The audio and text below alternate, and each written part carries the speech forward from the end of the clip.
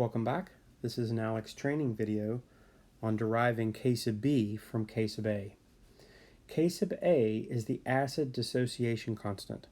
How easy is it for a hydrogen proton to break off of an acid? So if it completely breaks apart, then it's a strong acid. If it only partially breaks apart, so some molecules break apart, others don't, it's a weak acid.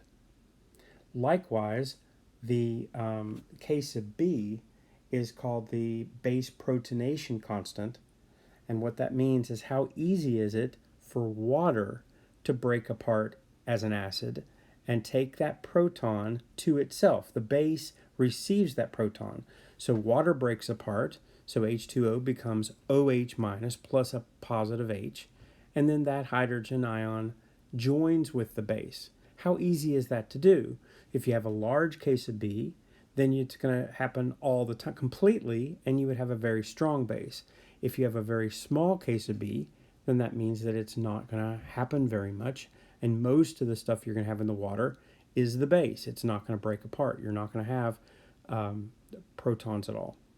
So they are very related to each other. In fact, they're essentially the same thing, one talking about acids, one talking about bases. What you need today is that their product will always equal the ion product of water, and that's K sub W. And K sub W is how easily does water break apart into OHs and positive Hs. That number, K sub W, since water never changes, is a number that you can simply look up in a table. It's always the same. Water's K sub W will always be 1.01 times 10 to the negative 14. So if you know K sub A, and you always know what K sub W, just divide K sub A into K sub W and you'll get K sub B. Likewise, if you have K sub B, divide it into 1.01 times 10 to the negative 14, and you'll have your K sub A.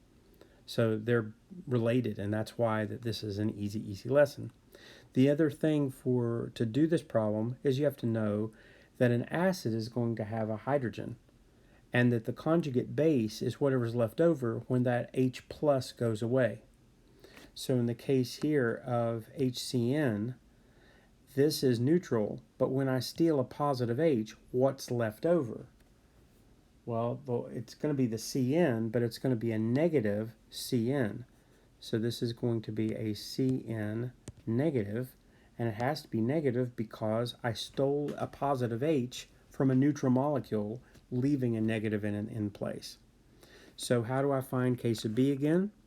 I'm going to put 1.01 times 10 to the negative 14 in the calculator and divide by what they gave me, 4.9 times 10 to the minus 10.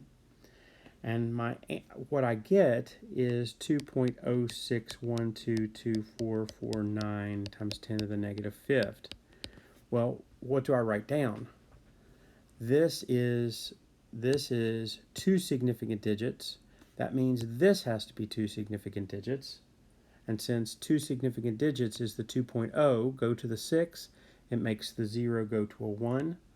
That means this is going to be 2.1 times 10 to the minus 5. And that's how you do it. You're just going to continue doing it. So in the second example, they give us hypochlorite, the ClO negative 1. Well, that's the base. What's the acid? The acid is going to look exactly like the base with an H in front. H is positive H, so that's going to take care of that negative and make it neutral. And so you're going to have HClO, and it's neutral. That's hypochlorite. I think that's what bleach is, sodium hypochlorite. So that's the acid, and then the ClO negative would be the base. How do I find K sub A? I'm going to do the very same thing. I'm going to put 1.01 times 10 to the negative 14 in the calculator and divide by 3.3 times 10 to the negative 7. I get 3.060606 forever times 10 to the negative 8. And so I have to round to two significant digits because I have 3.3. Okay, so that means that this one is going to be 3.1 times 10 to the minus 8th. And the last one, I've got NH3, that's ammonia. Well, what do I do when I add an H?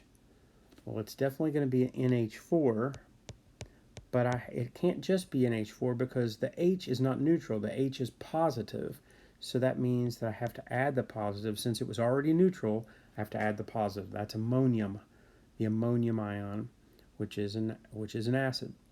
So how do I find the case of A? I'm given case of B, 1.01 times 10 to the negative 14, that's the case of W, that's the ion product of water, divided by 1.8 times 10 to the negative 5, and I get 5.61111 times 10 to the minus 10th. So I need two significant digits because I have two significant digits here. So I have to have 5.6 times 10 to the minus 10. So simple, simple. I think you can get this in a minute.